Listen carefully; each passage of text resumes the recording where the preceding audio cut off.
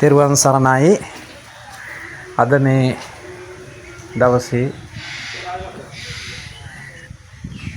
ලෝතර තථාගත භාග්‍යවත් සම්මා සම්බුදුරජාණන් වහන්සේ මීට අවුරුදු 2600කට පෙර චූලෝදර මහෝදර කියන නා රජුරුවන් දෙදෙනෙක් අතර මැණික් පුටුවක් සඳහා හටගත්තා යුද්ධය සමතේකට පත් කිරීම සඳහා ඒ නාග ගෝත්‍රිකයන් අතර හටගත්තා යුද්ධය සමතේකට පත් කරන්න මහා කරුණාවෙන් මේ පින්බිමට වැඩම කරන්නට යෙදුණා. ඒ වැඩම කළ යුද්ධය සමතේකට පත් කළා. බුදුරජාණන් වහන්සේගේ පාද ස්පර්ශයෙන් පාරිශුද්ධත්වයට පත් වුණ මේ ඓතිහාසික නාගදීප පුණ්‍ය භූමිය, ඒ වගේම ඒ මිනි පළඟ මැණික් පුටුව තැන්පත් කරලා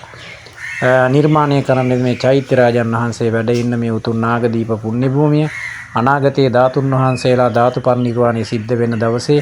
ධාතුන් වහන්සේලා වැඩම කළ ධාතු ප්‍රාතිහාර්යයන් පාන මේ පින්බිම පුරා අවුරුදු 5000ක් කල් බුද්ධ බල අධිෂ්ඨාන ශක්තිය පිහිටි උතුම් නාගදීප පුණ්‍ය භූමිය මේ ලංකා දෙරණ තුල බුදුරජාණන් වහන්සේගේ ඒ බුද්ධ බල අධිෂ්ඨාන ශක්තිය ලෝකයට කියා පාමින් අද වෙනකොට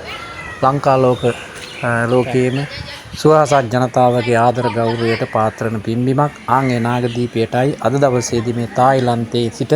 මේ මහා සංඝරත්නය මේ වැඩම කරලා වන්දනා කටයුතු සිද්ධ කරන්නට සූදානම් වන්නේ.